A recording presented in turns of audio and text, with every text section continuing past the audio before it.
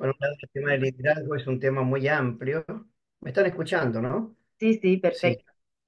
Y, y por eso me parece más interesante en fin, las inquietudes que ustedes tengan y fundamentalmente le pediría a Gaby las inquietudes también que puedan haber al respecto, que me las puedan formular y entonces en base a eso armamos este Zoom, que sin duda puede ser no solo valioso hoy, sino el día de mañana también, si alguien también que no está aquí presente lo puede escuchar. Así que adelante nomás. Muy bien, vamos con la primera pregunta. Padre, cuando usted piensa en un líder o cuando escucha la palabra líder, ¿qué es lo primero que le viene a la cabeza? ¿En qué piensa? En primer lugar, me surgen algunos sinónimos de la palabra líder. Cuando uno piensa en líder, yo por lo menos pienso en el líder, pienso en alguien que está conduciendo, en el que guía, por tanto el conductor, a veces también la cabeza de una organización, de alguien que tiene a su cargo gente a la cual sirve en una actitud realmente de visionario, que mira un poco más allá del horizonte y que tiene la capacidad de interpretar eso, ¿no? Ahora, yendo quizás más en profundidad, yo creo que el líder es quien tiene la aceptación de la gente. Si la gente no te sigue, si la gente no te acepta, y sobre todo esto involucra si no te regala confianza, en el fondo no eres líder. Hay personas que se creen líder, pero nadie lo sigue, por tanto no es líder. Gente que se considera que eso es estupendo y sin embargo no lo es, y el signo de eso es que nadie le brinda confianza. Por eso siempre en el liderazgo hay como una especie de transmisión de identificación, ¿no? El líder es aquel que genera un proceso identificatorio que puede ser bueno, puede ser fatal, ¿no? Como el caso, digamos así, de líderes en la historia, como fue, por ejemplo, Hitler o tantos otros en la historia que, lejos de haber generado algo positivo, fue algo negativo. Sin embargo, cantidad de gente lo seguía. En el caso de Hitler, una gran mayoría del pueblo alemán en aquel momento. En el líder hay algo de carismático. Yo creo que un líder es alguien que tiene algo de carisma muy particular y en parte es algo natural. Por así decir, se nace con ciertos dotes naturales que no son dotes, digamos que la persona lo ha conseguido, sino que tienen su propia estructura, en su propio ADN, por así decir, ¿no? Los que han trabajado con o trabajan con eneatipos dirían el eneatipo 8 es el típico conductor, el líder, ¿no? Ahora, también se aprende, no es solamente algo que uno ha recibido, por así decir, naturalmente, sino que es un arte y como arte se puede aprender. Un arte, a diferencia de la ciencia, es algo que uno lo aprende y que lo ejercita, ¿eh? Que lo puede especialmente ejercitar. Bueno, ¿qué asocio yo? En primer lugar asocio eso, pero también en un contenido ya schoenstatiano, kantenigiano, líder en Schoenstatt, en el pensamiento kantenigiano, es algo especial, algo particular. En la tercera acta de fundación, el 24 sí, 24 de septiembre del 44, el padre fundador define al líder como aquel que se orienta por una gran idea, que arde por esa idea, es también aquel que se consume por los demás, que se entrega a los demás, y es aquel que está arraigado, dice él, si mal no recuerdo, sí, exactamente, en el 24 de septiembre, aquel que está arraigado en ese mundo que él transmite, que él regala, ¿no? Pero sobre todo es aquel que se consume y que está orientado por esa idea. Me parece muy importante este pensamiento kanteniano porque cambia la óptica Muchas veces cuando uno piensa en el líder es alguien que está haciendo algo especial, algo que realiza algo particular, algo que tiene alguna función en virtud de la cual él se hace líder. A diferencia de eso, en el pensamiento kantiano, el líder no es el que hace, sino el que es. Y me parece un cambio de acento fundamental. Mientras el mundo contempla más en el mundo, digamos así, de todo lo que es el mundo de la empresa, de la política, de la sociedad, incluso de la iglesia, muchísimas veces líder es aquel que tiene una performance, un desarrollo muy especial, a diferencia de en Kentenich, el líder es aquel que es, ¿no? Me parece una diferencia sustancial para tenerlo en cuenta para nosotros cuando hablamos de liderazgo desde una perspectiva kanteniana, no simplemente sociológica o políticamente hablando. Muy claro, padre, gracias. ¿Y por qué la palabra autoridad tiene tanta mala prensa hoy? Bueno, yo diría que en la opinión pública la palabra autoridad, dirigencia en general tiene una connotación negativa. Yo creo que cuando se piensa más en categorías sociológicas y políticas, la autoridad, la dirigencia, tiene que ver con falta de competencia para el cargo. Y eso le quita a la autoridad mucha vigencia. Lo hemos visto políticamente, no voy a entrar en temas políticos, quizás también en parte en la iglesia también, ¿no? Ni que hablar en la sociedad en general, o sea, falta de competencia para el cargo, pero sobre todo yo creo que ha perdido mucha inocencia, digamos así este término, porque siempre se ha visto en la autoridad alguien que tiene un interés desmedido en intereses personales, propios, yo diría muy narcisistas y búsqueda de sí mismo. Creo también que hay algo que ha influido mucho para este concepto negativo, para esta prensa negativa, digamos así, de la autoridad, es el hecho de que hay muchísima corruptela. Se ha utilizado más bien la autoridad para manipular a los demás y para sacar provecho propio. En un librito que yo escribí que se llama Repensando el liderazgo, yo menciono 5 estilos negativos de ejercicio de autoridad y que son los que han viciado un concepto tan noble en sí mismo como es el concepto de autoridad, ¿no? El autoritarismo, por ejemplo, el tipo autoritario, aquel que asociamos en la historia con el caudillo, el caudillismo como tal, el tipo autoritario, mandón, exigente. O la contrapartida de esto en la vereda justamente de opuesta está el estilo, digamos así, más nutricio, diría el análisis transaccional, más sobreprotector, aquel que, lejos de ayudar el desarrollo de las personas, está como sirviéndolo tanto que en el fondo le quita la capacidad de decisión personal, ¿no? Yo lo digo siempre en forma ridícula. Venga mi hijo que le voy a atar los zapatos y el tipo tiene 17 años más o menos, o 18, ¿no? Luego hay un estilo también muy viciado de autoridad que es eh, el ejercicio, digamos así, maquiavélico de la autoridad. Yo ejerzo esta autoridad no en servicio de los otros, sino en servicio personal. Maquiavelo, ¿no es cierto? El manipulador, el que de alguna manera lo que le interesa es su propio interés y en desmedro justamente de los demás.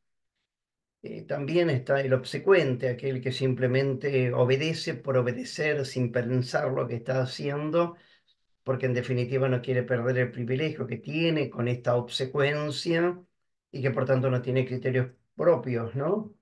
Y también un estilo, digamos así, abúlico de conducción, que es la ausencia muchas veces, donde no hay creatividad, el abúlico. Yo creo que estos elementos han traído una una deforme imagen de la autoridad y por eso también tiene tan mala imagen, digamos así. Hablar de autoridad y hablar de, digamos así, dirigencia en general, tiene una performance muy negativa, tiene un deseo, tiene una asociación muy negativa, ¿no? Ni que hablar, por ejemplo, en el campo político, los gremios, etcétera, etcétera, en donde la autoridad ahí es simplemente autofagocitarse a sí mismo y no servir a los demás. Yo creo que esto tiene un lado, digamos así, contrapuesto muy positivo, que es el hecho de que junto con este rechazo a esa cierta dirigencia hay un clamor muy fuerte por un verdadero ejercicio de liderazgo y de autoridad, lo cual no es despreciable, ¿eh? O sea, la noche hace despertar la mañana, la ausencia hace despertar el deseo de una presencia y los malos ejercicios de autoridad nos regalan a nosotros una chance, una oportunidad que es a través de nuestro propio liderazgo y de nuestro propio ejercicio de servicio, etcétera, poder quitarle esta palabra, ese malentendido, ¿no? Creo que con eso le respondo el por qué tiene mala prensa, digamos, la palabra Sí, autoridad o liderazgo, ¿no? muy claro, padre, gracias. ¿Y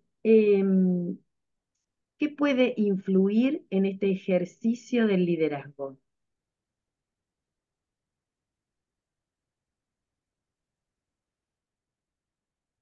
Yo creo que lo primero que puede influir y debe influir es el dominio de sí mismo. Se es líder cuando uno se domina a sí mismo, cuando se tiene el dominio de su personalidad claramente en sus manos. Por eso se puede ser muy inteligente, se puede mandar muchas ideas maravillosas hacia afuera, se puede ser alguien que subyuga a las masas, pero sin embargo no se es líder. Lo que influye en el liderazgo es en primer lugar el dominio sobre sí mismo. Por eso es tan exigente ser un verdadero líder en el sentido humano, sociológicamente hablando y keynesianamente hablando sobre todo, ¿no? Por eso, ¿qué puede influir? Yo diría la riqueza de la personalidad, ¿no? La riqueza de la personalidad, o sea, una persona rica en el sentido de una riqueza no exterior económica, ¿no es cierto? Ni de los bancos, el dinero que uno tiene, sino la riqueza interior y la riqueza de su personalidad. Tiene mucho que ver también con armonía de personalidad. Cuando uno busca la armonía en sí mismo, inteligencia, voluntad, afectos, capacidad, digamos así, de responder cuando hay que responder, de callarse cuando hay que callar, de soportar hay que soportar. Yo creo que eso ayuda mucho, es decir, la respuesta es eso. Yo creo que influye en el liderazgo propiamente la riqueza de personalidad. Y para eso, y yo creo que aquí estamos en un tema muy kanteniano, muy típicamente schoenstattiano, para eso algo central es la interioridad. O sea, un líder schoenstattiano, kanteniano, es alguien que vive en una interioridad fuerte, ¿no? Independiente del carácter religioso, que eso lo podemos ver después, ¿no? Pero sí que uno se da cuenta y, y aunque no se dé cuenta, viviendo ese liderazgo en todo campo de la familia, ¿eh? En todo el campo de la sociedad, de la política, de Schoenstatt sobre todo, ¿no? La interioridad es algo fundamental para un verdadero ejercicio de liderazgo. ¿Por qué? Porque te permite tener la capacidad de gestionarte a ti mismo. Solo se puede uno gestionar a sí mismo cuando uno se conoce a sí mismo. Y cuanto más uno se conoce a sí mismo, más puede armonizar su personalidad en función justamente de la tarea que está ejerciendo. Yo diría, por de pronto, esos elementos me parecen centrales de lo que puede ayudar para un verdadero liderazgo. ¿Y podría mencionar usted tres líderes que haya conocido en donde pueden encontrar estos rasgos, o sea, como ejemplos preclaros de un liderazgo con estas características? Sí, sin duda. Bueno, no puedo en primer lugar dejar de mencionar a Jesucristo. Él es para mí, y supongo que para todos ustedes también, un ejemplo preclaro, digamos así, de líder. Cuando yo pienso en líder, cristianamente hablando, shantianamente hablando, estoy pensando en el Señor, ¿no? En Jesucristo. Pero no en primer lugar Jesucristo que está en el Sermón de la Montaña, ese Jesucristo que se entrega en la cruz, ese Jesucristo que es un profeta, que es un taumaturgo, sino sobre todo creo que el liderazgo de Cristo tiene mucho que ver con el servicio. Por eso para mí Cristo es un ejemplo de líder porque vivió eso que es el liderazgo, que es servicio desinteresado a la vida de los demás. En todo sentido, no voy a entrar en el tema bíblico que usted lo conoce muy bien, ¿no es cierto? Seguir la historia de Jesús, poner claramente la visión en su persona, es descubrirlo a aquel que realmente está en actitud de servicio. Por eso para mí la imagen mejor de Jesucristo como líder es Jesús lavando los pies a sus discípulos. Cada vez que yo pienso en esta dimensión de Jesús como líder, lavando los pies a los suyos, me conmueve, me toca el corazón, me despierta también grandes sentimientos de culpa porque yo no lo hago, o muchas veces no lo hago, ¿no? Y es interesante ese pasaje de Juan en la última cena, porque después de haber hecho, Jesús le dice, ¿vieron ustedes lo que yo hice? Yo que soy el Señor y ustedes me llaman maestro, le he lavado los pies a ustedes. Eso deben hacer ustedes también con los demás. Se lo está diciendo a aquellos que van a ser los líderes de la historia de la iglesia, que son, bueno, justamente los apóstoles, ¿no? Por eso para mí Cristo es el ejemplo precaro de líder en ese sentido. Bueno, en segundo lugar, no puedo no dejar de mencionar al padre Kenton, y para mí es un ejemplo de liderazgo extraordinario. Y nuevamente, también al padre, no en primer lugar por sus grandes charlas, qué sé yo, que yo he tenido la gracia muchas veces de escuchar, em, sino su propia personalidad. O sea, ese hombre que es capaz de enfrentarse con la iglesia, con el nacionalsocialismo, es el hombre capaz de colocar la carta sobre, como le hicimos ahora en Bellavista, sobre el altar del santuario de Bellavista, del cenáculo, ese hombre que es capaz de callarse en Milwaukee, ese hombre que es capaz de aceptar el misterio de la deshonra personal, porque Milwaukee es una experiencia de deshonra en la parte del padre Kentrich, pero al mismo tiempo es el hombre que es capaz de llegar al corazón de las personas, esa capacidad extraordinaria de poder servir a los demás y de alguna manera en el gesto máximo de él, así como para mí la imagen de Jesucristo es el lavatorio de los pies, la imagen de Kentrich como líder es el 20 de enero del 42, el que es capaz de jugarse la vida y de entregar la vida por los suyos. Creo que ese es el líder por naturaleza, ¿no? Un tercero para mí políticamente ha sido Adenauer. Yo no sé si ustedes conocen mucho la vida de Adenauer, pero para mí cada vez que voy y tengo la oportunidad de estar en Alemania, visito la tumba de Adenauer y la casa de Adenauer ahí en Bonn, cerca de Bonn, a las afueras de la ciudad. Creo que ha sido no voy a entrar de él, extraordinario, pero para mí ha sido políticamente, desde el punto de vista político, si yo pienso en un político que ha sido líder en la historia, sin duda fue Adenauer el que tuvo a su cargo, digamos así, la reconstrucción de Alemania después de la Segunda Guerra Mundial, después de toda la catástrofe del nacionalsocialismo. Hay muchos otros, ¿ah? Yo creo que Francisco es también un líder controvertido muchas veces, ¿no? Y sin duda con acciones que no siempre son tan transparentes como esto último, digamos así, de haber pedido la renuncia al arzobispo de La Plata, Monseñor Mestre, no siempre comprendido, digamos así, no siempre comprensible también, pero sin duda que es un líder neto, digamos así, a nivel mundial, ¿no? Habría otros más, ¿no? Algunos de ustedes ahí presentes también, algunas de ustedes en categorías, digamos, femeninas, sin duda que la Mater es una gran líder.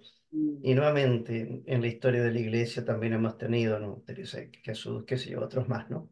ujú, Pero ujú. me quedo con eso, Jesucristo, Kentenich, Adenauer, fundamentalmente ellos, y por supuesto también en categorías muy femeninas, la presencia de la madre, de la Mater.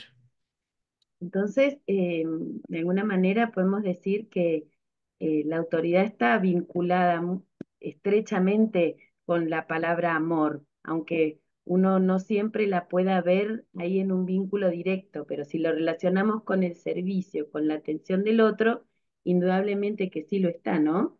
No son tan antagónicos como, como a veces nos quieren hacer creer, ¿no? Y bueno, cuando Cristo dice nadie tiene más amor que dar la vida por los otros, está diciendo algo muy propio suyo en su ejercicio de liderazgo, sí, ciertamente.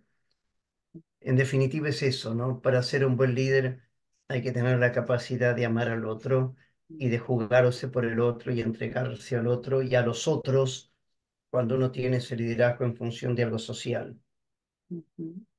En la federación estamos viendo, trabajando este año, el tema de la alegría, como un fruto de ese amor, ¿no? De la confianza en el amor que Dios nos tiene y también del amor propio, ¿no? Entonces, ¿se puede relacionar el liderazgo con la alegría? Porque a veces se piensa en que la autoridad tiene que ser alguien serio, más bien en la onda del amargado, ¿no? Que todo se lo toma tan y a pecho que la alegría parece no tener cabida. Sí, qué lindo tema. ¿Eh? Em, siempre cuando uno sirve, en realidad, cuando hay un verdadero y auténtico servicio, como usted decía, Gaby, en el misterio del amor, cuando uno lo hace así, evidentemente surge del corazón una actitud central que es esta de la alegría. Y realmente uno puede servir cuando se es alegre, ¿no? Em, pero esto tiene otras connotaciones. Muchas veces, quizás podemos volver a ese tema, si ustedes tienen interés o hay alguna pregunta que usted tenga en esta línea. Evidentemente que ser líder no siempre es fácil, ¿eh? En un sentido verdadero, no siempre es fácil. O sea, el líder tiene no dificultades, sino se enfrenta con dificultades propias del camino. Quizá podemos verlo eso después, más detenidamente si tienen interés, ¿no? Pero que una de esas dificultades es, por ejemplo, el desengaño, ¿no? O sea, uno tiene grandes planes y porque es líder quiere realmente llevar a la gente y llevarse a sí mismo hacia ese campo, y sin embargo se encuentra con que no es posible, por la limitación humana propia y de los demás, por el enfrentamiento con aquellas resistencias naturales del material con el cual uno está trabajando, que son personas humanas. Y ese desengaño puede llevar también a una cierta experiencia de desilusión y también de soledad. Podemos ir al tema de la soledad después del líder, ¿no? Como dice Kentenich, la soledad del líder. Em, y ese hecho de que tú te jugaste entero por esta causa, ¿eh? Te rompiste el lomo trabajando, digamos así, por este proyecto. Eh, quisiste hacer bien a todos los demás. em, Rezaste por esas personas. Fuiste capaz, digamos así, de sacrificarte por esa causa. Y sin embargo encontrás con que el resultado es muy pequeño y muchas veces casi nada y muchísimas veces ningún resultado. Entonces esto te lleva a una cierta tristeza interior, que es lo opuesto a la alegría. Entonces, por un lado, si uno se fija en el liderazgo de una perspectiva meramente humana, yo diría que muchas veces terminas en una cierta tristeza. Ahora, si tu servicio es un servicio impregnado por la fuerza del espíritu, y ahí entramos en temas religiosos muy profundos, si realmente es el Espíritu Santo quien te está llevando hacia adelante, si es el Espíritu Santo quien te está transmitiendo ese don y esa gracia, si estás viviendo en la fuerza del Espíritu, sería la expresión exacta, entonces todas esas tristezas se transforman en gozo, para utilizar el término de Jesucristo, ¿no es cierto? La tristeza de ustedes se transformará en gozo y un gozo que nadie se las podrá quitar. Entonces, por un lado, el liderazgo normalmente comienza con mucho entusiasmo y con mucha alegría. Todo tipo cuando lo nombra una tarea interesante, qué sé yo, ¿no es cierto? Interiormente se siente bien. Hay algo de caricia psicológica sana, muy noble. ¿M? En todo campo, digamos así, liderazgo. Ahora, lentamente, cuando empieza a ejercer ese liderazgo y a trabajar, digamos, por ese fin y por esa meta, te empiezas a encontrar con resistencias. Y eso pueden hacerte menguar la fuerza del amor, dice un término kantiano, una frase, ¿no? Hacer menguar la fuerza del amor y por tanto hacer menguar la fuerza de tu entusiasmo. Y terminas entonces amargado, ¿no? Triste. eh, eh, y ahí es el momento crucial, donde tú te quedas en la amargura. Todo esto es un asco, no sirve para nada, la gente no sirve para nada, ¿para qué laburar, no es cierto?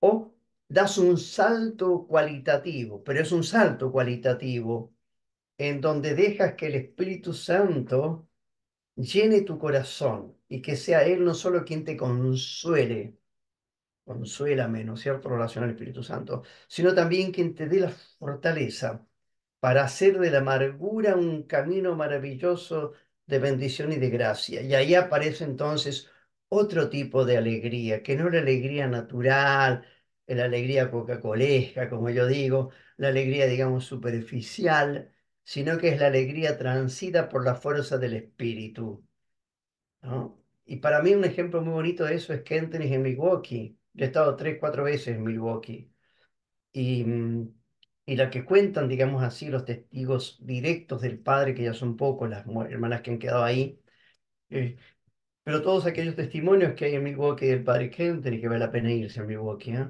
¿eh? Para encontrarse con él, es justamente eso, ¿no? Como la imagen maravillosa de un hombre que a pesar de que estaba justiciado por la iglesia, digámoslo así, en forma muy bruta, sin embargo, un tipo increíblemente alegre.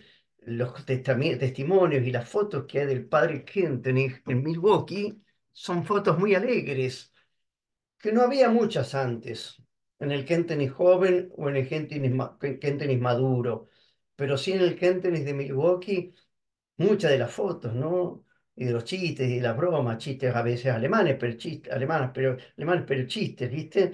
Eran típicas, digamos así, de una persona que ya estaba como más transida, en la fuerza del Espíritu Santo. Por eso para mí Milwaukee para el padre fue una experiencia enormemente rica, pero también en este sentido de la madurez de su liderazgo y de la fuerza del espíritu que va más allá de la tristeza y el desengaño de la iglesia en aquel momento. Me he alargado mucho en esta respuesta, pero no sé, me parecía importante verlo de esa perspectiva. Alegría, tristeza, Espíritu Santo, por nueva alegría, transmisión de esa alegría hacia los demás que descubren en vos, porque pasaste la prueba, la verdadera y auténtica alegría del Espíritu. Excelente, padre, nos encanta escucharlo. Te extiéndase. Bien. Eh, espere que retomo mis preguntas. ¿Qué debe hacer un líder schoenstatiano? Yo diría en una sola palabra, debe ganarse la confianza, debe ganarse la autoridad moral. O sea, un líder schoenstatiano, si algo tiene que hacer, es ganarse la autoridad moral. Sabemos perfectamente que existe la autoridad jurídica, aquella que es delegada, que es exterior, que es por un tiempo determinado, que tiene una jurisdicción muy específica, que Kentenis le llama la potestas, y está la autoridad moral, que es la interior, la que se adquiere, la que tiene una dimensión mucho más universal, y que Kentenis llama auctoritas. La potestas es la autoridad exterior, la auctoritas es la autoridad interior. Una es jurídica, la otra la llama él moral. La autoridad moral adquirida, por tanto, por uno mismo, se logra a través de muchos factores, y eso es lo que tiene que hacer el líder tatiano, diría yo, ¿no? Ganarse esa autoridad moral. Primero, a través del testimonio de la vida. Nadie tiene autoridad moral si no vive, intenta vivir, busca vivir aquello que proclama. La dicotomía entre la teoría y la praxis es lo que hace que el líder deje de ser líder, que la autoridad deje de ser autoridad en serio. Nadie toma en serio a alguien que dice algo y después justo en la vida hace justo lo contrario. Las experiencias, ¿no es cierto?, en el campo político son enormes, especialmente en el gobierno anterior. O sea, la dicotomía terrible entre lo que es lo que se dice y lo que se hace y lo que se ve. ¿M? Primero, coherencia de vida. Segundo, en segundo lugar, te da la autoridad moral a tu capacidad para el cargo y tu capacitación permanente, constante para eso que estás haciendo. Tercero, te da autoridad moral el servicio desinteresado que tú puedas ejercer a los demás. Por eso nadie tiene autoridad moral si no busca en la medida de lo posible un grado grande, nunca absoluto, pero un grado grande el servicio a los otros. El desinterés pleno y absoluto solo es de Dios. Tú siempre buscas algún interés, a veces muy escondido, pequeño, aunque más no sea la gracia que Dios te regala si tú realmente te entregas por los otros. Etcétera. Y la caricia psicológica, que es bueno recibirla y es bueno tenerla porque eso te estimula a seguir generando vida. Pero el servicio, en definitiva, tercero, eso, ¿no? Lo cuarto que te da capacidad, digamos, te da autoridad moral, o sea, el testimonio de vida, la coherencia. En segundo lugar, la capacitación para el cargo. El tercero, el servicio desinteresado. El cuarto, la capacidad de unir. O sea, el líder schoenstattiano, humano, político, es aquel que sabe unir y no dividir. Eso te da autoridad moral, cuando eres capaz de unir a la gente. Cuarto. Quinto, te da mucha autoridad moral también la capacitación que tú tienes para, para ser creativo en las cosas. O sea, también eso te da autoridad moral. No la repetición permanente de esquemas ya hechos y perimidos o no, no importa, pero Menningen, el padre Menningen lo llamaría esto la fidelidad creadora, o sea, la capacidad de ir creando realmente cosas, actualizándolas, etcétera. Eso te da mucha autoridad moral. Te da mucha autoridad moral. Sexto, diría yo, em, la humildad de vida, la humildad. Y en ese sentido, eso se manifiesta en la capacidad que tú tienes de poder aceptar críticas que los demás te hagan. Difícil este tema, ¿eh? Pero solo se es verdaderamente autoridad moral cuando uno está dispuesto a dejarse criticar. Lo cual no significa que todas las críticas que te hagan sean verdades veraces, pero es importantísimo que tú sepas analizar las críticas, elaborar las críticas y de acuerdo a eso, después de haberlas elaborado y trabajado, decir, tiene esto de verdad, tiene esto de mentira, asumo esto, ¿eh? Pero el tipo que se cree, digamos así, que nunca metió la pata, que es perfecto, que siempre hizo las cosas bien, que nadie se le puede criticar, que nadie se le puede decir absolutamente nada, ese no es líder. No tiene autoridad moral. Y yo diría que desde un punto de vista humano, también algo que da mucha autoridad moral es la capacidad de generar equipos de trabajo. Esto para el líder, para el mundo de hoy es muy importante. Ustedes saben que en la empresa hoy en día, cuando se busca, digamos así, a gente en cargos de dirigencia, lo que se busca no en primer lugar es que el tipo sepa mucho, sino que sepa generar equipos. Bueno, eso te da autoridad moral. Cuando sabes trabajar en equipo, generar equipo, brindar esa posibilidad de trabajar en equipo. Desde el punto de vista religioso, por supuesto, aquel que está abierto a la gracia, que se siente, términos kantianos, instrumento, todo esto es autoridad moral. Pero ya esos elementos son fundamentales, ¿no? O sea, la autoridad moral es lo que debe hacer el líder. Esa era la pregunta suya, Gaby, ¿no es cierto? ¿Qué debe hacer un líder schoenstattiano? Ganarse autoridad moral. Si tú no te ganas la autoridad moral, en el fondo de los fondos vas a ser un servidor, vas a ser alguien que puede ayudar, pero nunca vas a tener un cargo en serio de verdadera dirigencia. No es fácil, pero hay que forzarse y hay que hacerse permanentemente. Si uno tiene, si, por ejemplo, yo estoy dirigiendo, por ejemplo, un grupo o un curso, soy formadora, pongamos un ejemplo así concreto. Soy formadora del curso Imperatrix, Ave Imperatrix, suponiendo que tiene ese curso, ese ideal, Ave Imperatrix. Bueno, y yo estoy dirigiendo, soy asesora de ese grupo, soy asistente, soy encargada, ¿cómo? Tengo un cargo, digamos así, de dirigencia dentro de ese grupo, soy formadora.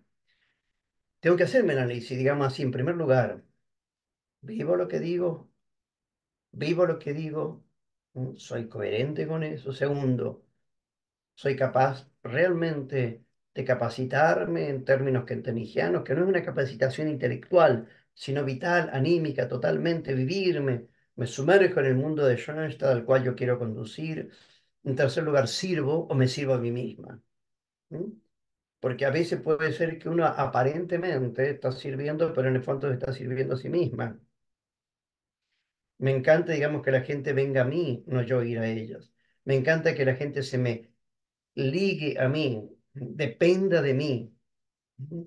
Tengo una relación demasiado estrecha con las otras personas que no depende del servicio, sino depende de que me siento bien yo teniendo a la fulana, sutana, mengana del curso, ¿no?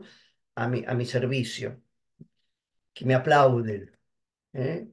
¿Sirvo o me estoy sirviendo a mí misma? Soy una mujer capaz de unir a los demás, capaz de unir a todos, muchas veces quedándome ya en segundo plano y no en primer plano, siempre, digamos, hacia adelante de todo. ¿No? Tengo que analizarme, ¿no es cierto?, en qué medida yo realmente tengo creatividad o repito esquemas que siempre ya me han dado, que como educadora siempre estoy repitiendo. Coloco algo de mí, ¿no? Soy creativa, digamos, en eso, ¿eh? O soy simplemente conservadora que va repitiendo esquemas que hemos recibido muchas veces ya prehechos. ¿En qué medida yo sé trabajar en grupo? Sé unir, digamos así, sé congeniar a esos. ¿En qué medida soy capaz, digamos así, también de poder, bueno, sí, dejarme criticar? Suponiendo, yo soy educadora. Qué bueno cuando las educadoras, por ejemplo, tienen la capacidad de dejarse criticar, por ejemplo, por el consejo o por aquellas instancias que están por encima de mí que me han delegado ese cargo. Yo no soy la dueña, en ninguno de los campos de liderazgo que uno pueda tener. Entonces soy capaz de dejarme criticar, soy capaz de preguntar, ¿no es cierto?, ¿qué les parece? ¿Estoy haciendo bien las cosas o no? Cuando sé consultar bastante, ¿por qué? Porque no me siento, digamos así, este, un hermano mío de comunidad diría lo último chupada, digamos así, del mate. ¿No? Bueno, eso, yo diría eso, Gaby, o sea que sería mi respuesta a la pregunta, ¿no? Fundamental. Gracias. Una amiga decía la última Coca-Cola del desierto. Muy buena, buena, muy buena. Está bien. Hay otras expresiones más groseras, pero dejémosla No, ahí. no vamos a caer ahí, padre. ¿Hay alguna imagen que el padre Kentenich usó para describir este liderazgo que aspiramos a conquistar para nosotras? Oh, sin duda, claro, sí, sin duda. La, mm, a la imagen de liderazgo de Kenton se llama buen pastor, buena pastora. Ustedes saben que en el mundo de Israel no habían solamente pastores, sino que habían pastoras. Bueno, hoy en día también, ¿no? Pero hay más pastores que pastoras. Me parece muy linda esta imagen que está en Juan 10. Creo que es la imagen kenteniana de liderazgo por antonomasia. Y yo creo que identifica mucho a la persona del padre Kentenich. O sea, cuando uno se imagina al padre Kentenich, lo que hemos podido tener la gracia de haberlo conocido, o lo que lo tenemos, digamos así, por relatos de otros, la imagen que aflora inmediatamente es la imagen del buen pastor, ¿no? Con las cuatro características que yo siempre las sintetizo con una palabra que empieza con C, algo mnemotécnico. Primero, el buen pastor conoce, la buena pastora conoce a los suyos, a las suyas. Conocer que no es simplemente conocer el nombre, conocer la historia, conocer, digamos así, de dónde viene, cómo llega a la federación en el caso de ustedes. Si no, conoce su temperamento, sus lados fuertes, sus lados débiles, sobre todo sus fortalezas. Conoce un poco, digamos así, la historia familiar, conoce a los suyos. Porque nadie puede conducir, es decir, nadie puede servir y ser líder si en primer lugar no conoce la tela, si no conoce a los suyos. Es ridículo, digamos así, en el campo político o eclesial, que uno pueda ser un buen pastor si uno no conoce realmente a su gente. Y aquí hay dicotomías terribles, porque uno se imagina cómo la cosa es, pero la cosa no es así. Conocer sobre todo los lados positivos y negativos de las personas, no en primer lugar para criticarle los lados negativos, sino para tener tal densidad de los lados positivos que esos lados positivos hagan menguar las partes negativas que todos tenemos, porque nadie es pura luz ni nadie es pura sombra. Somos parte de luz y parte de sombra. Y lo interesante de la pedagogía kentenigiana es que no se fija en las noches y no se fija en el día, no se fija en las oscuridades del individuo, sino se fija en la luminosidad, en la luz que el otro tiene. ¿Eh? Conocer. Segundo, segunda C, comprender. Comprender es algo más que conocer. Comprender es ir hacia las entrañas del tú para descubrir las razones por las cuales el tú actúa así. Es maravilloso esto de comprender, a mí me gusta mucho este término. O sea, comprender significa darse cuenta de que las personas muchas veces meten la pata no porque les encanta meter la pata, sino porque son débiles, porque son febles, porque no tienen la posibilidad de hacer las cosas siempre bien, y que muchas veces son los que más sufren, digamos, por eso. Desde la comprensión es lo que te regala la misericordia. Solo puedes comprender, solo puedes ser misericordioso cuando comprendes. Cuando yo comprendo, ¿no es cierto?, que mi hija, digamos así, llora, porque qué sé yo, se peleó con su novio, o cosa, novio, por ejemplo, cosa por el estilo. Claro, si tú lo miras fríamente, dices qué estupidez, ¿no es cierto? La chica es muy jovencita, va a tener otras posibilidades, menos mal que se fue este infeliz, digamos, del lado de ella, qué sé yo, ¿viste? En cambio, si tú comprendes, es llegar al corazón de la otra persona. Muchas de las tonteras que los seres humanos hacemos, no las hacemos porque somos malos, sino porque somos débiles. Y eso solo el buen pastor lo puede hacer, que es comprender, que es meterse en el ámago del corazón del otro y de esa perspectiva tratar de ser misericordioso, cercano y amable, a pesar de la metida de pata y las tonteras que el otro hace. Tercera C, cuidar. En el Evangelio de Juan 10 aparece el término dar la vida, que en términos kentenianos significa servicio abnegado. ¿M? Servicio abnegado al tú. ¿Y eso qué significa comprender? ¿Qué significa cuidar? Bueno, significa dedicarle tiempo, asumir seriamente la responsabilidad por el otro, seguimiento a las personas. Qué importante, ¿no? El seguimiento a las personas. Es una de las cosas más bonitas, digamos así, de la maternidad y la paternidad, que nunca uno deja de ser padre, nunca deja de ser madre. Y eso hace claramente el hecho del seguimiento en perspectivas ahora de liderazgo, es el seguimiento a los procesos. De nada vale lanzar un proceso si tú no lo sigues.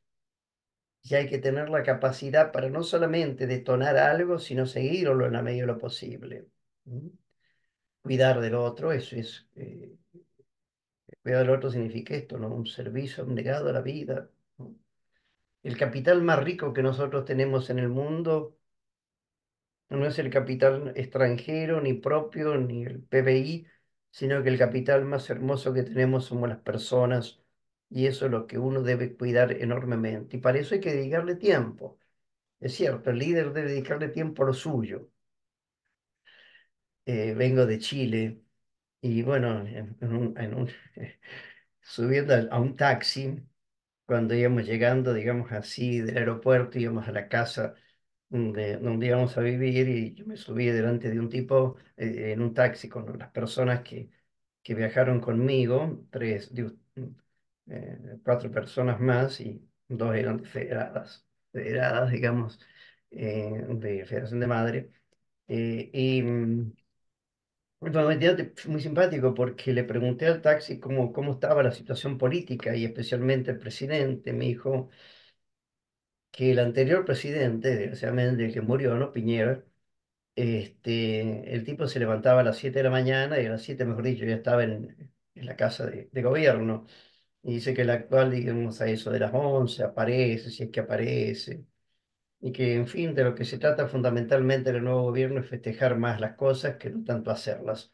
Bueno, dejemos el campo político de Chile, pero eso, ¿no? Ser líder significa dedicarse, ser responsable. Y finalmente, la cuarta C, o sea, conocer, comprender, cuidar y conducir. Entendiendo conducir en que antiguo keynesiano, que es llevar a las personas a la plenitud de la vida, ¿no? En el Salmo 22, el buen pastor, el Señor es mi pastor, nada me puede faltar. Ahí aparece la imagen de conducir hacia las praderas, hacia los lugares donde hay agua viva. ¿Eh? Bueno, que yo significo, para mí conducir significa llevar a la persona a la plenitud de su ideal personal. Esa es la imagen, Gaby. Excelente, ¿Qué buenísimo. traía, no? Sí. Em, Usted mencionó hoy que el padre habla de una autoridad moral y una autoridad jurídica. ¿M? ¿Podría explicarnos qué se entiende por esta autoridad moral y autoridad jurídica? Bueno, es lo que acabé de decir antes, ¿no? O sea, cuando usted me preguntó qué debe hacer un líder tatiano, yo diría ganarse la autoridad moral, ¿no? Creo que eso lo expliqué, la diferencia es muy clara, lo jurídico, lo exterior, lo moral, lo interior, y los 7 elementos que le mencioné que eran importantes para poder lograrlo, ¿no? Perfecto. Y la autoridad jurídica es el cargo que se nos da, o sea, es esto que viene de afuera, Lo que ¿no? viene de afuera, ¿no? O Claro. sea, el presidente tiene una autoridad jurídica. ¿Por qué tiene una autoridad? Porque se la delegó el pueblo. El Ujú, superior de la comunidad mía tiene una autoridad jurídica que se lo delegó, en este caso, el Consejo General de la Comunidad, ¿no? El director de movimiento tiene una autoridad jurídica que se lo delegó la Presidencia Nacional, ujú, ¿no? ujú, Un ministro, etcétera, ¿no? Un docente tiene una autoridad jurídica muy clara. Yo estoy yendo mañana, el lunes, a Córdoba para unas charlas, digamos, unas charlas de justamente la autoridad del docente. Bueno, tiene que ver con eso, el docente tiene una autoridad jurídica porque, y bueno, claramente porque será delegado el representante legal. El representante legal llamó, ¿no es cierto?, a la señora Pepa o al señor o al docente José para que tenga tal o cual clase, tal o cual disciplina. Y bueno, eso es exterior. Ahora, si la señora Pepa o el señor José tiene la autoridad moral, hay que verla, tiene que conquistarla. Eso es la autoridad moral. La autoridad jurídica es la que está delegada como tal en este caso por aquel que le delegó esa tarea. El Papa tiene una autoridad jurídica que ujú. será delegado, digamos así, todos los cardenales. ¿Mm? No la tiene él por sí misma. Ahora tiene que adquirirse esa autoridad y eso se trata de autoridad moral. Bien, perfecto, clarísimo. Em, Otra de las preguntas que me había anotado, ¿hay algunas acciones prácticas para el que es líder?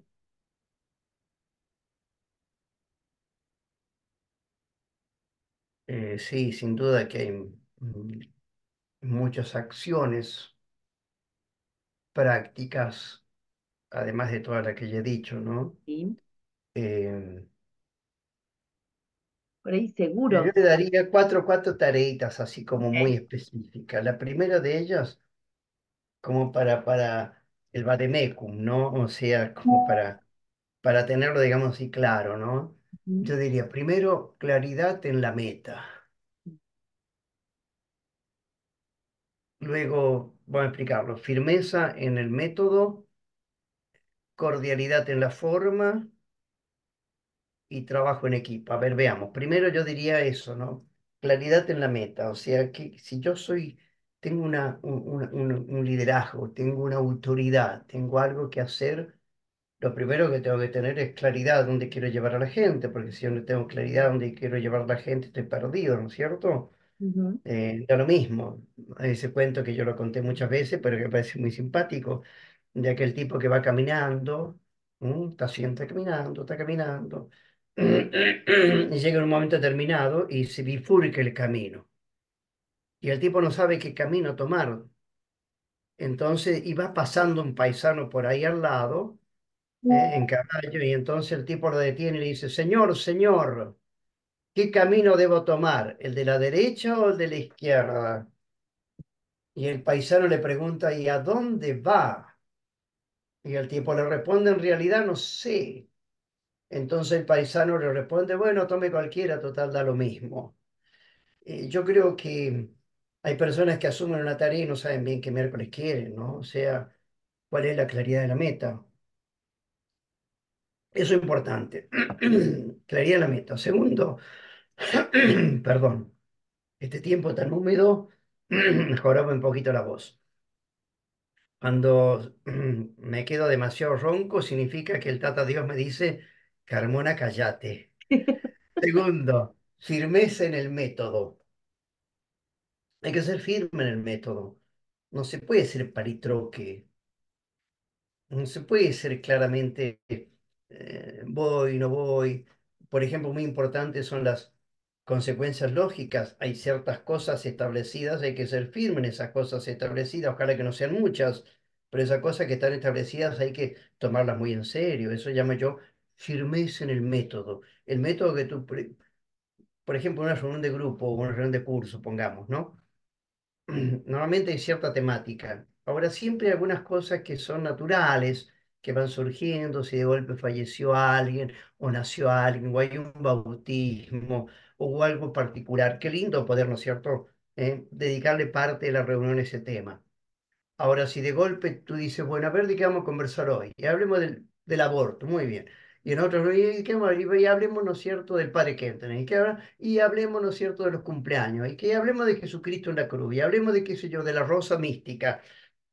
Sonaste, ¿viste? O sea, tiene que tener firmeza en el método, claridad en la meta, firmeza en el método. Tercero, cordialidad en la forma. O sea, si yo quiero corregir, y a veces es importante, los educadores deben tener la capacidad también de saber corregir, los educadores. Ustedes que tienen la autoridad, ¿no es cierto? En el caso suyo, Gaby, su consejo, ustedes tienen también a veces la necesidad de corregir. Y hay personas que se achican cuando tienen que corregir, y no es así. Pero claro, ¿cómo tú corriges? Y ahí viene la cordialidad en la forma. Firmeza en el método, claridad en la meta, pero cordial en la forma. No tenemos que estar insultando a todo el mundo con cara de asco, ¿viste? A toda la gente, irritándole, cosas por el estilo.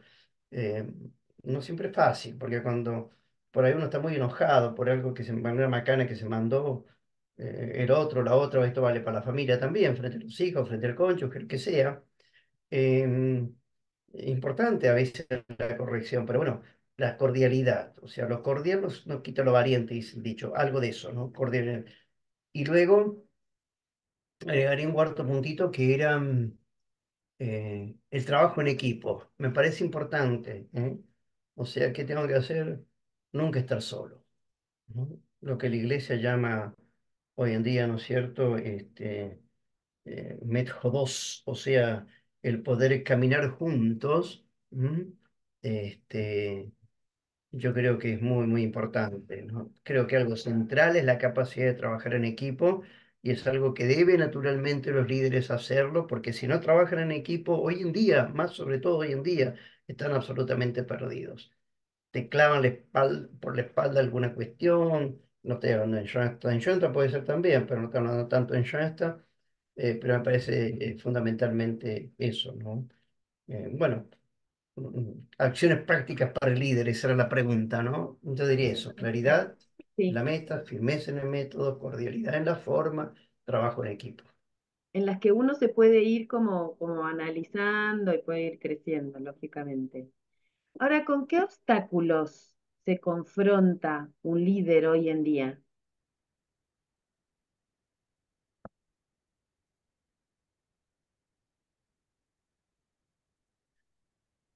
yo le diría en primer lugar, se confronta con la incompetencia en alguno de los campos.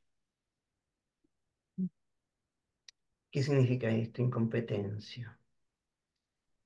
Naturalmente, imagínese usted, ¿no es cierto? Hace 2 años que, en el caso suyo, perdón que tome este caso, pero puede ser el mío también, aunque yo ya estoy viejo en este campo, pero uno asume una tarea, ¿no? Y de golpe, obstáculo.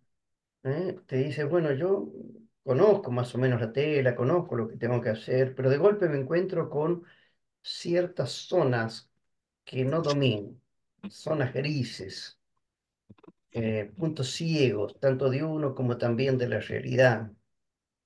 Tú no tienes toda la información de todas las cosas ni todas las personas y te sientes por ahí como incompetente para algunos campos dentro de tu tarea. No que te sientas incapaz para el caso, para el cargo, pero sí incompetente en algunos campos. Yo creo que eso es un obstáculo y eso es muy bueno porque te despierta a ti, por un lado, algo de humildad, pero sobre todo la importancia enorme de seguirte capacitando todos los días. O sea, tú dices, bueno, para este cargo yo me tengo que seguir capacitando. Entonces, si de golpe me siento incompetente, es bueno, es saludable, no solo porque te das cuenta que son seres humanos, que no tienen la sabiduría absoluta y total, porque te llega la humildad, pero sobre todo porque te permite capacitarte. Primera, incompetencia. Segundo, yo diría esto que mencionaba antes, las desilusiones y los fracasos, ¿no? Las desilusiones y los fracasos, ¿no? Em, bueno, las desilusiones y fracasos son aprendizajes. Creo que es muy importante esto de, tú aprendes mucho más a veces de los fracasos que de los éxitos. Me acuerdo, Boris Becker, uno de los, unos que ganó, un alemán que jugaba muy bien al tenis y que ganó, el más joven de todos los que ganaron el Wimbledon. Le preguntaron una vez, yo estaba en Alemania y me acuerdo que vi ese reportaje en la televisión alemana, y le preguntaron qué es lo que más te ayudó para, digamos así, crecer. Y el tipo dijo inmediatamente los fracasos. O sea, había aprendido mucho más de los fracasos que de los éxitos. Los éxitos yo lo tenía naturalmente, la forma de jugar, pero los fracasos le ayudaron a él, ¿no? Y creo que los fracasos son la aceptación de los límites, ¿no? Lo que te hace ser instrumento. Lo que te hace ser instrumento no son los éxitos que vas teniendo, sino también la experiencia del límite donde le dices a la mater, tú claramente, mater, esto no lo puedo, hacerlo vos, ¿no? Por eso qué bueno que tengamos fracasos también a veces. Bueno, y hacer de los fracasos oportunidades, como se dice, ¿no es cierto? Me parece muy importante. Pero sobre todo eso, ¿no? Aprender de los fracasos. Una tercer límite que me parece valioso salió antes, ¿no? Que es el tema un poco de la soledad. La soledad del jefe, lo llama Kenton, ¿no? En uno de los escritos. Y sí, es verdad, a veces uno es normal y corriente y de golpe lo nombran jefe en el campo, digamos así, del trabajo o en el campo de la iglesia, a veces en el campo de Schoenstatt, ¿no? Que eras uno más y compartías todo y toda la gente tenía un vínculo bastante fuerte con vos y de golpe te nombran jefe y ya como que es algo distinto, ¿no? Como que la gente ya no te mira igual.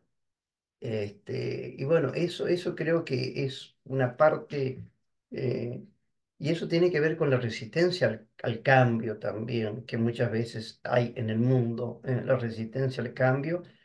Todo jefe que comienza una tarea trae un cambio, y mucha gente no le gusta el cambio porque está acostumbrado, digamos, así a hacer siempre lo mismo.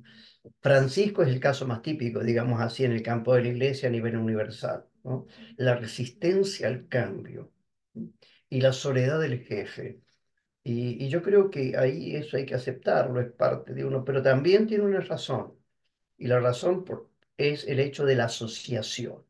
O sea, el hecho de que tú te sientas solo te lleva a ti a buscar aliados, gente con quien tú estás trabajando en común, ¿no? Bueno, después otras cosas más vulgares, muchas veces pienso, por ejemplo, que a veces es falta de tiempo. O sea, muchas de ustedes sino todas tienen un trabajo también profano. ¿No? Tienen un laburo profano, salvo que ya estamos más jubilados. Hay algunas de ustedes que ya están jubiladas, entre comillas, en el buen sentido de la palabra, por supuesto, están en júbilo, en sus vidas, porque de ahí viene la palabra jubilarse. Em, pero normalmente cuando uno está en el laburo normal, digamos así, tus 7, 8 horas, 9 horas, yo conozco algunas federadas de ustedes que trabajan bastante, que llegan a las 9 de la noche a la casa, 8 de la noche a la casa, tienen laburos fuertes, fuertes. Y bueno, te falta tiempo, ¿no? Te falta tiempo. Bueno, yo creo que cómo se puede paliar esa dificultad. Y yo diría primero eh, darle prioridad a las cosas que son importantes. Y si tú asumiste una tarea importante, digamos así, dentro de la federación, o estás en la federación misma, tenés que priorizar cosas. ¿No? Lo cual no significa que dejes cosas, pero priorizar algo significa, sí, poner orden, es decir, esto es lo más importante, esto es lo segundo, esto es lo tercero, lo cuarto. Y creo que tiene mucho que ver con el orden, porque la falta de tiempo tiene que ver con prioridades y con orden. En definitiva, yo estoy absolutamente seguro con la prioridad. Si para mí la prioridad del fútbol es pasar 5 horas en la televisión viendo fútbol. Si la prioridad para mí es qué sé yo, la gimnasia o ir al gimnasio, bueno, todos los días voy a ir a pasar 2 horas en el gimnasio, hora y media. ¿No? O sea, la prioridad, el tiempo es cuestión de prioridad y de orden. Y bueno, y de vez en cuando tendrás que resignarte también a cosas que te gustan. Y en lugar de ir, digamos así, mm, 3 veces por semana a estar con tus amigas, a tomarte tu té y a conversar y a chismear cosas, y tendrás que hacerlo una vez nomás, ¿no? Qué sé yo, no sé. Y a ver, ¿qué otra cosa puede haber de dificultad? Yo diría, a ver, si dificultades con las cuales uno se encuentra es las presiones y las ansiedades. Ansiedades y presiones son cosas normales de todo jefe, de todo líder, ¿no? Eh, Quisiera que las cosas fueran hechas ayer ya y bueno, tenés que tomar la paciencia y que los procesos humanos de esta federada, de esta otra persona, de tu familia, de quien sea, demora tiempo, como la enfermedad, por a veces que demoran tiempos, ¿no? Y te exige mucha paciencia, ¿no? Y a veces las presiones también, porque a veces la gente delega en el jefe y en el líder un montón de cosas que tienen que hacer ellos y te lo endosan a vos.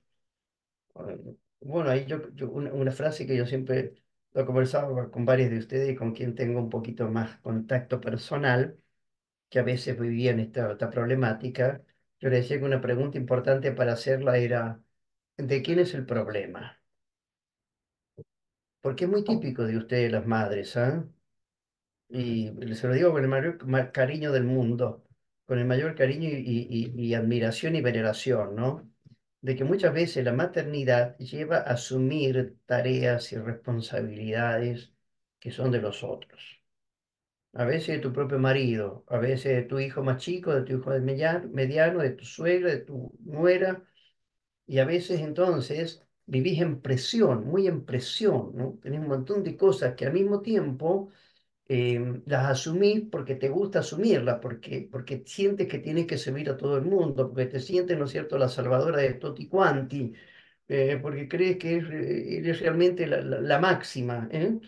Y no es así, no es así. Entonces, liberarse de ciertas presiones es importante, asumir lo que realmente uno debe asumir, pero no asumir los problemas de todo el mundo, ¿no es cierto? Del vecino, eh, de todo el movimiento, de la de Sor Fulano, de Mengana y Sutana y Perengana.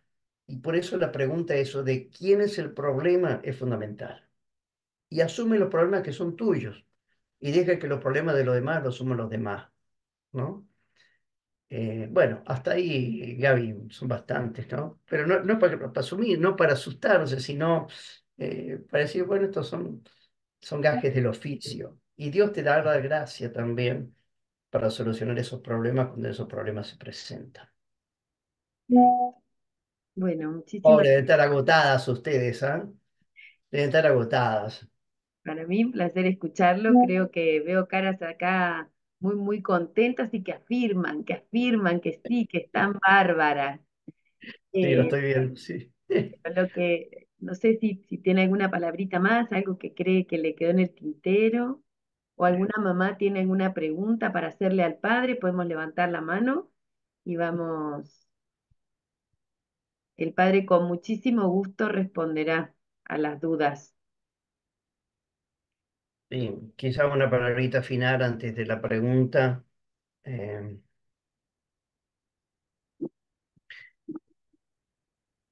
Creo que es muy valioso el tema del liderazgo porque hoy en día se precisan muchos líderes en la sociedad, en la iglesia y en Schoenstatt.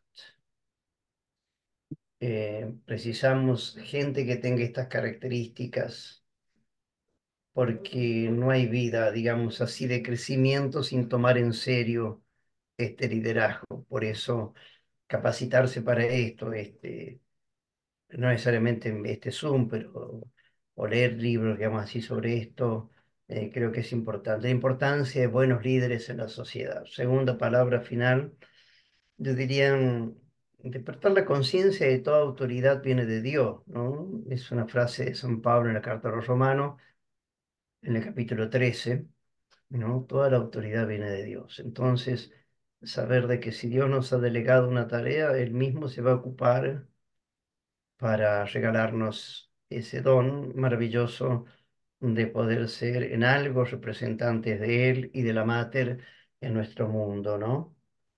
Y finalmente, bueno, solo se puede ser líder si se está dispuesto, y esto lo digo con mucha seriedad y con mucho temor y con mucho miedo, solo se puede ser líder si se está dispuesto un poco a vivir como Jesucristo, ¿no? Es decir, vivir la experiencia también a veces de la cruz es parte central de nuestro propio liderazgo.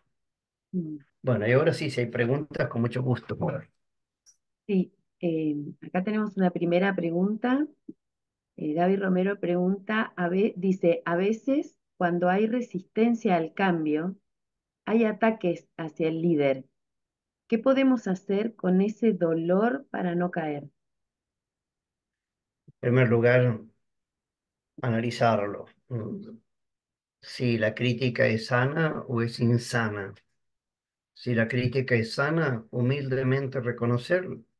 Si hay que reconocer lo que hay que reconocer. Em, pero también es muy claro poder ofrecérselo a Dios. O sea, parte, lo que decía, justo lo que decía al final, ¿no? O sea, parte del liderazgo está en saber asumir la cruz. Y por eso, si de golpe, si de golpe te critican y te critican mal y te critican fuerte, saber de que esa crítica es parte, digamos así, de la identificación tuya con la Virgen, identificación tuya con Jesús. Si ellos fueron y de gente, ni siquiera ponerle el grado tatiano, ¿no? Saber de que parte de la crítica es esencial en el camino, digamos así, de la santidad personal. No hay camino de santidad que no pase por la cruz. Ahora, primero, fíjense, yo dije, primero analizarla, ¿viste? Analizarla. Porque hay gente que dice, digamos, Dios me manda esta cruz, pero es una macana que no se mandó, ve que vivo. ¿No? O sea, está bien, Dios permite la cruz, en este caso no te la manda, te permite la cruz, pero bueno, analiza si realmente lo que hiciste estuvo bien o estuvo mal, y sé humilde en reconocer, digamos así, cuando te equivocaste, lo que decíamos de Boris Becker, se aprende más, digamos así, por los errores que por los éxitos, y ahora muchas veces te van a criticar al cohete, ¿viste? Te van a criticar mala, te van a poner zancadillas, a veces, no en el caso de la federación, ¿no? Pero en otros campos de la vida, ¿no? ¿No? Supongo que la federación no es partimos de ese punto de vista, ¿no? No, Pero cuando te pasa eso, yo diría, ofrécelo a la mater, ofrece tu capital de gracias. creo que era el padre que decía, por cada rosa para el líder vienen 10 espinas. Uno a veces tiene Y bueno, que asumir el rol también sabiendo esto, ¿no? No. ¿Alguna otra pregunta, chicas? ¿No? Aquí vienen. ahí viene una preguntita ahí. Sí. Poncio Pilatos vio que Jesús era inocente, pero tuvo miedo de tener problemas con el César. con el poder Y que sí, te había dado claro, autoridad, ojalá claro, podamos claro. ser firmes en nuestros principios y valores en la evangelización, aunque nos enfrente a líderes políticos. A ver, no entendí, perdona, Gaby. ¿Cómo es? Continuaba esa misma pregunta. Poncio Pilato vio que Jesús era inocente, pero tuvo miedo de tener problemas con el César, con el poder que le había dado autoridad. Ojalá podamos ser firmes en nuestros principios y valores en la evangelización, aunque nos enfrente a líderes políticos. Bueno, hoy en día eh, de golpe nos encontramos con una política que no nos acompaña en la fe, ¿no? O- y entonces por ahí, cuando uno se empieza a mover en ciertos niveles puede pasar, pero mantenerse firme, plantea acá Indiana. Sin duda, sí, sí. O sea, Dice, la ¿cuál fue claridad, digamos, su así. mayor desafío como líder y cómo pudo superarlo? Esto es una pregunta personal. Mi mayor desafío como líder fue siempre el hecho de darme cuenta de que los procesos son mucho más lentos de lo que uno podía imaginarse. Em, y no se dio en el movimiento de Schoenstatt, sino se dio en el tiempo en que yo fui maestro novicio, que fueron 16 años en la comunidad de los padres de Schoenstatt, y darme cuenta que los procesos que empezaban a detonarse en el noviciado y que yo pensaba que eran mucho más sencillos y más fáciles, no era así, sino que demoraba muchísimo tiempo a veces en poder llegar a una solución, ¿no? Eh, para mí eso fue por mi forma de ser, por mi temperamento. Muchos de ustedes me conocen bien, bastante bien. Eh, no soy una persona que me es fácil, digamos así, esperar. Quisiera que muchas de las cosas fuesen ya para ayer. Hoy en día, a la edad que yo tengo, sé perfectamente que no es así, pero ya que fue una pregunta más personal en el sentido de mi vida, sí, yo creo que lo que más me ha costado en mi liderazgo es la paciencia y a veces también la confianza de que Dios puede hacer las cosas aun cuando uno estaba absolutamente seguro de que eran imposibles. Darse cuenta de que no todo es humanidad, sino que la gracia realmente transforma, fue para mí una de las experiencias más bonitas. eh, y sin embargo, después tuve ciertamente que tener la suficiente humildad interior para darme cuenta no solo de mi error, sino de mi soberbia, ¿no? De creer que yo podía hacer las cosas y no dejar que Dios haga las cuestiones. Eso es el Salmo 127, ¿no? eh, que dice así, ¿no es cierto? El Salmo, si si el Señor no construye la casa, en vano se afanan los albañiles. Si el Señor no guarda la ciudad, en vano, ¿no es cierto?, vigilan los centinelas. ¿Qué está diciendo ahí? Que en definitiva Dios da el pan mientras duermen. Es decir, que a veces tú tienes la sensación de que no se logra y en realidad Dios lo hace. Y bueno, cuando eso se da, la experiencia es muy maravillosa. Con el tiempo uno va capitalizando eso, ¿no? Capitalizando eso. Pero bueno, eso exige también la constancia del trabajo, pero eso ya no me costaba. Sí me costaba muchas veces la paciencia y la confianza de creer que Dios puede hacer las cosas mucho mejor y mayor de las que yo me creía que las podía hacer. Trini había, Después me dan la absolución ustedes.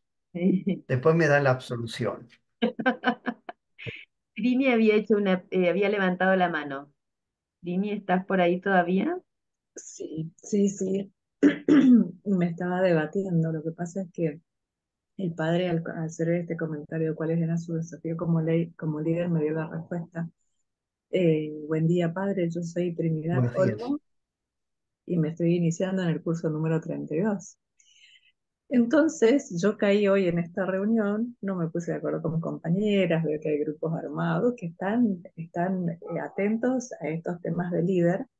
Y cuando se hizo la primera pregunta de cuáles son los conceptos o por qué hay tanta resistencia, yo debo decir que en todo mi caminar por Shensta, desde el 2016, más o menos, yo le he escapado al tema. No, no, yo no soy líder, yo sé servir, pero el líder no. Entonces, de repente, entrar en este hoy, acá, yo digo, uy, ¿dónde me estoy metiendo? Me estaba debatiendo entre comentar esto y no comentarlo, pero también tuvimos la visita de Gabriela Rinkel en la última reunión que tuvimos, ay, bueno, nuestra última reunión, estoy perdida el jueves, fue. El Y ella jueves. nos dijo, chicas, créanme que ninguna sabemos por qué estamos acá. Nadie sabe nada. Y te preguntas para qué estamos. Y, y bueno, entonces esa iba a ser mi pregunta, pero un poco el padre la contestó ahora en cuáles habían sido sus desafíos. A un sacerdote en los primeros años de enseñanza, que lo que más le costó fue la paciencia y la confianza para comprender que Dios puede hacer las cosas aunque es imposible. Entonces, esa fue también mi respuesta. Todo fue llevando, porque con mucho capital de gracia y entregándoselo a la Mater especialmente, en estas dudas de decir, ¿dónde estoy entrando o qué estoy haciendo acá? Todo fue llevando, ¿no?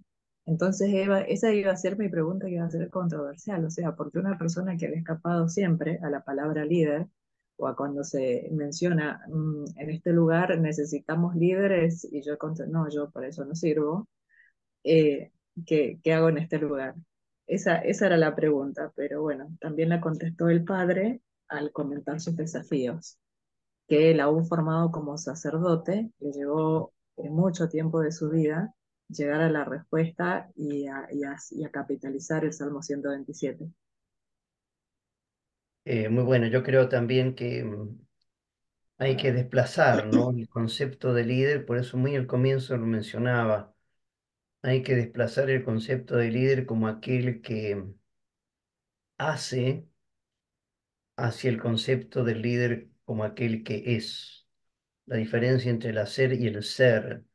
Y en ese sentido todos estamos llamados a ser líderes que viven, digamos así, en plenitud aquello que uno siente que Dios le está pidiendo, ya sea en la frontera, en el primer plano, en segundo plano, en tercer plano. Lo demás se va aprendiendo, ¿no? Y claro, cuando Dios te coloca, es muy cierto, o sea, que muchas veces se dice, si Dios te delega una tarea, te va a dar también la gracia y la fuerza para poder cumplirla. Mucha de esa gracia y esa fuerza está vehiculada por los demás.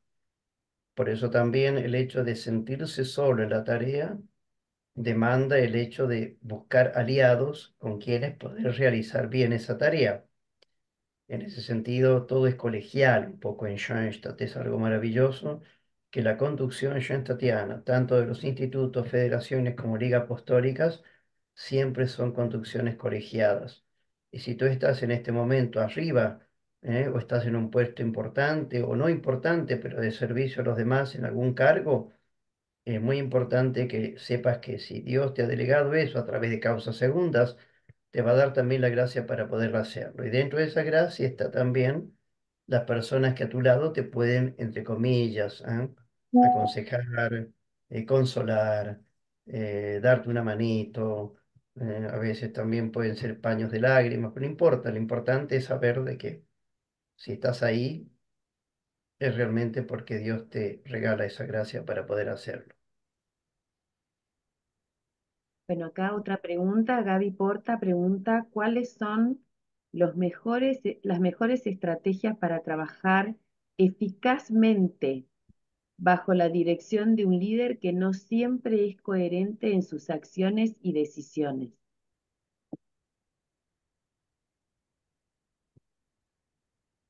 Testimonio personal, ¿no? O sea, a veces uno tiene un jefe que es insoportable, no es el caso de Schoenstatt, probablemente también de vez en cuando, pero tenés un jefe o una jefa que son insoportables, insufribles, y, y entonces tú tienes las ganas naturalmente o de meterle zancadillas, o de echarle, digamos, pimienta, digamos, así a su cama, o qué sé yo qué, pero eh, en realidad lo que Dios te está pidiendo es que tú hagas tu tarea. Nuevamente, ¿de quién es el problema?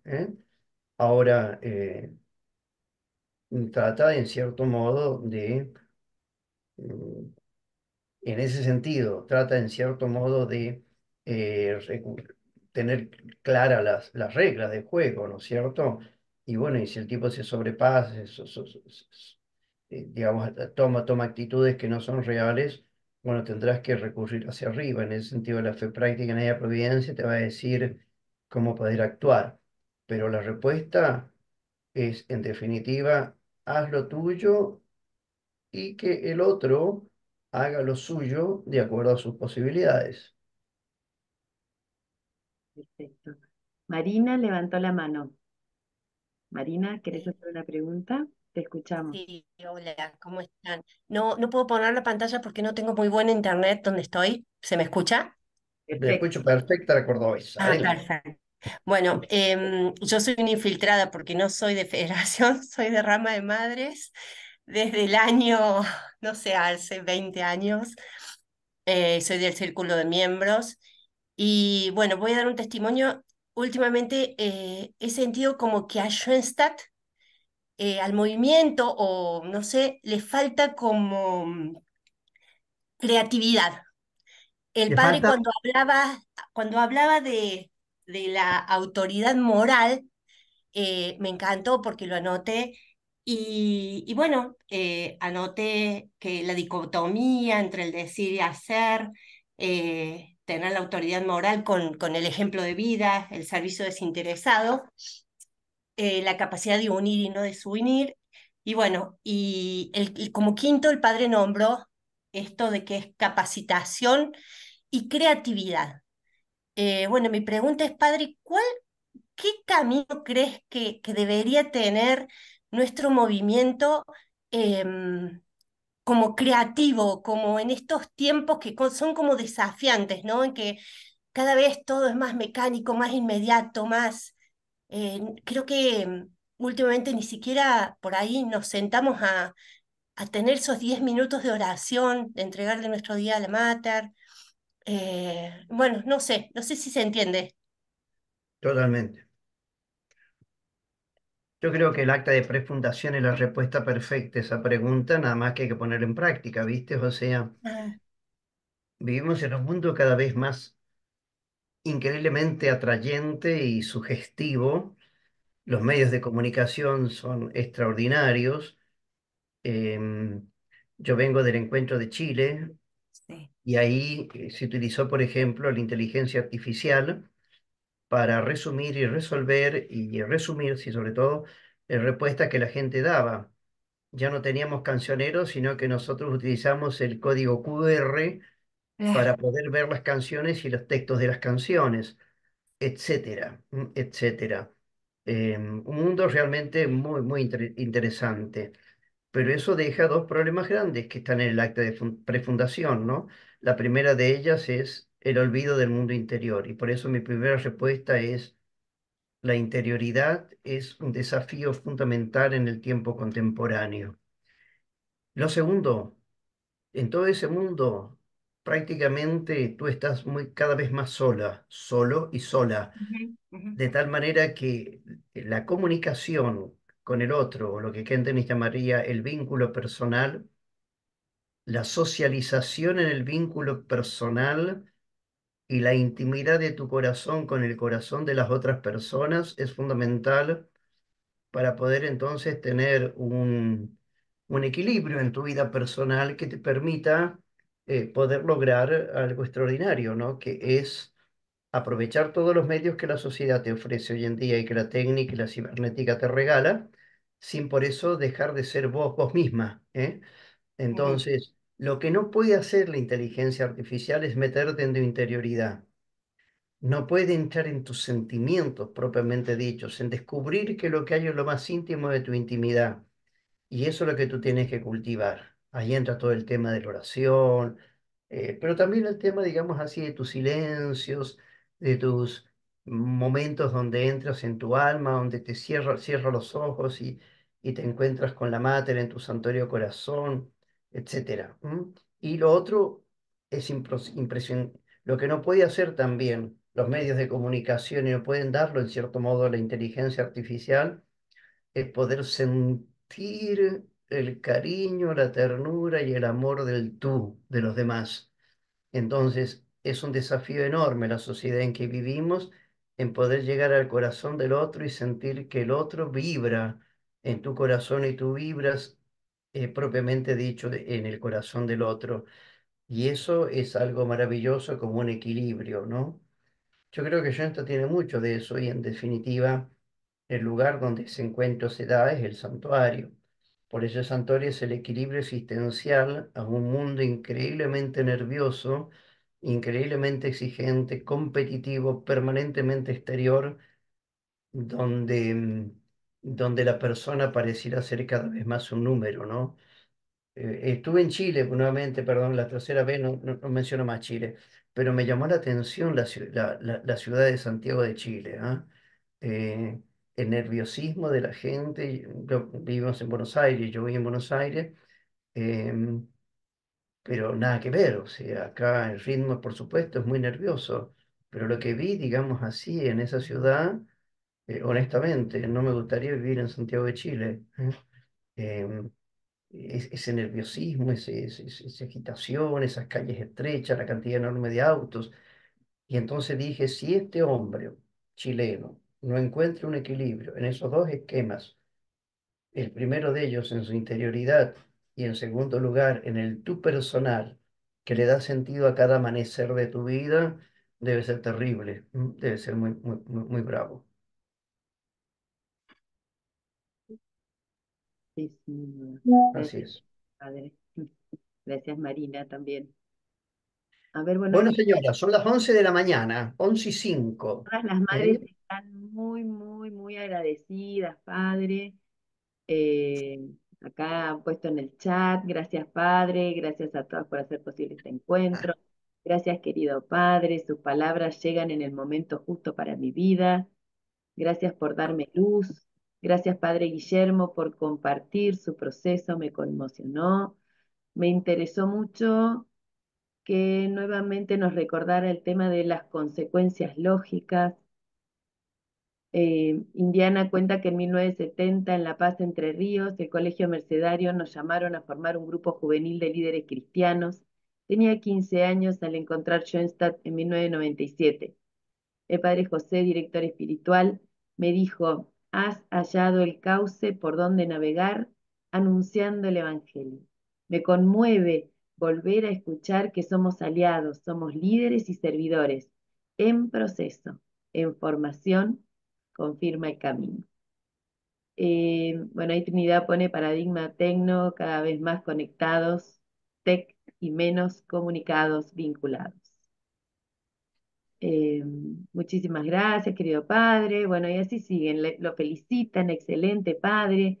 Bueno, lo quieren mucho, padre, y nosotros estamos muy contentas y creo que expreso el sentir de todas, ¿no? Al expresar este nuestro agradecimiento profundo por sus enseñanzas y su servicio a la federación que sabemos que viene de larga data, además. Así es. Es muy Bueno, muchas gracias. Gracias a ustedes por invitarme, por participar esto, por los saludos, y por las caricias psicológicas que siempre hacen bien. Les doy la bendición, ¿les parece bien? sí, padre, ¿Eh? Para todos hermosa forma ustedes, sus seres queridos. Exacto, sus seres queridos, para todos aquellos que están en su alma, en su corazón y muy en particular para toda la federación. Y también para usted, Gaby, recordando su cumpleaños ayer. Dios es amor y quien permanece en el amor permanece en Dios y Dios permanece en él. Y que por la intercesión de nuestra querida Madre y Reina, tres veces admirable de Schoenstatt, la oración de los ángeles y santos, las bendiga a ustedes, les regale la alegría del corazón, la salud y el espíritu de santidad, el Dios misericordioso y fiel, el Padre, el Hijo y el Espíritu Santo. Amén. Bueno, bendecido día, ¿eh? Gracias, Bueno, padre. gracias por Gracias, todo, padre. padre. Gracias, Una padre. alegría. Genio. Hasta Genio cualquier total. momentito. Hasta pronto. Adiós, Muchas adiós. gracias, mucho. A Chao. Hasta ver,